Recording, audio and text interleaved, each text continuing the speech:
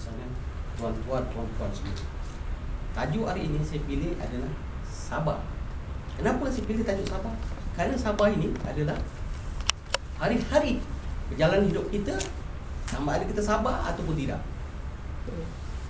Sabar adalah separuh daripada iman. Saya ingat tuan-tuan sudah tahu, sabar adalah separuh daripada iman. Sabar itu adalah mutiara, maka lebih besar daripada mutiara. Itulah sabar. Sabar ni tuan-tuan ialah satu perjuangan. Kita sabar dalam kelakuan orang lain. Kita sabar di dalam perbuatan orang lain kepada kita. Jadi dengan sifat sabar ini membuatkan kita berjaya. Tanpa sabar, seseorang itu tidak akan berjaya.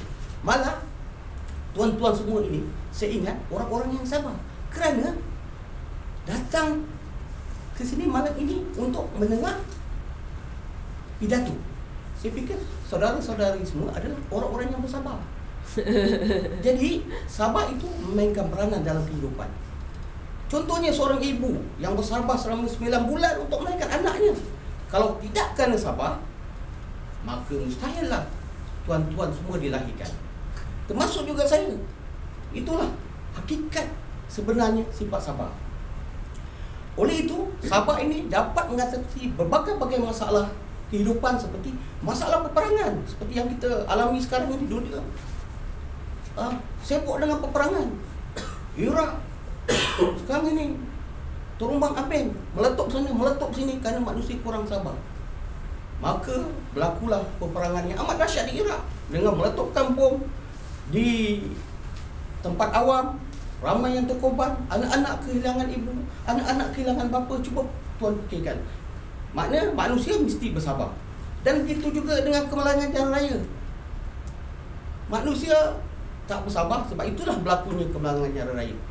Polis sibuk dengan operasi-operasi, operasi pacak, operasi itu, operasi ini. Tapi hakikat sebenarnya dapat mengatasi masalah kemalangan jalan raya ini adalah sabar. Kalau manusia bersabar, maka kemalangan tak akan berlaku. Itu hakikat kesabaran patut ada pada diri kita. Saya ingat tuan-tuan tadi datang ke sini, adakah tuan-tuan mempraktikkan sifat sabar? Tidak melanggar lampu trafik, tidak memotong di garisan berkembar. Orang memotong, kita pun mengambil juga nak memotong kenderaan tersebut. Pantang dicabar, kita pun nak memotong. Maka berlakulah kemalangan di jalan raya. Kehilangan harta benda, kehilangan nyawa kerana ketidaksabaran kita di jalan raya. Oleh itu, kita mestilah bersabar. Dan ciptaan Thomas Edison tentang lampu, kalau kerana orang tidak mencipta lampu, kita akan hidup bergelap, pakai lampu pelita. Kerana kesabaran Thomas Edison itulah wujudnya lampu. Begitu juga dengan komputer. Diciptanya komputer, makan masa yang lama untuk mencipta komputer. Kalau tidak kerana kesabaran, tak terciptalah komputer. Begitu juga dengan sistem pengangkutan seperti kereta, kapal terbang dan berbagai lagi kemudahan untuk manusia.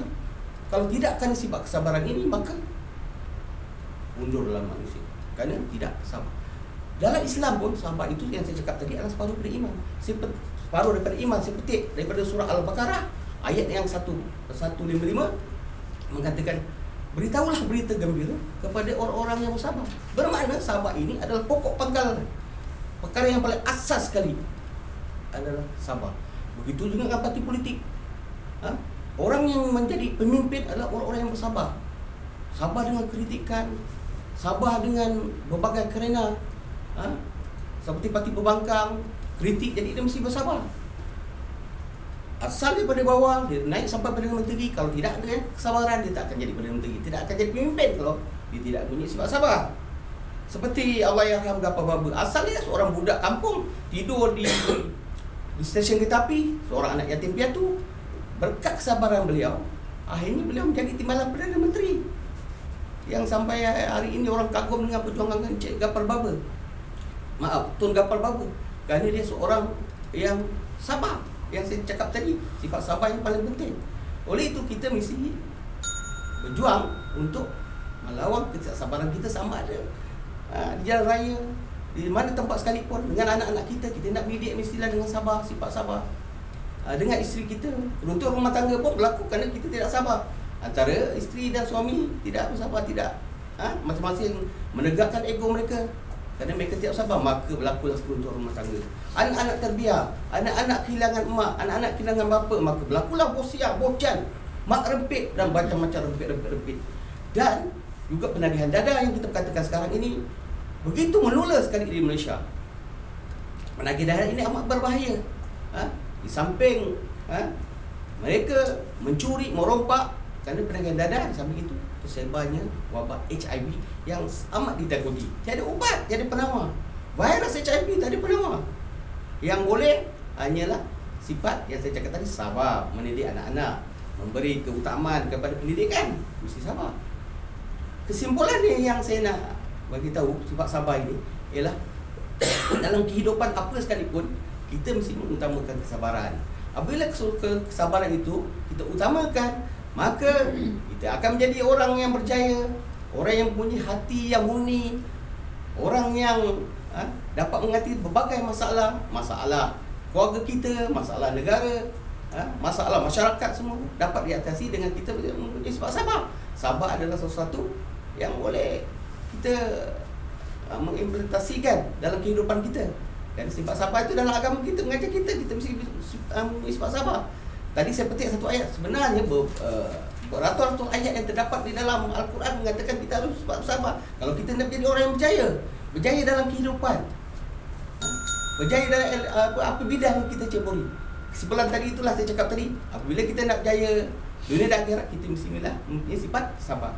Sekian, wabillahi taufiq wal hidayah. Assalamualaikum warahmatullahi taala wabarakatuh.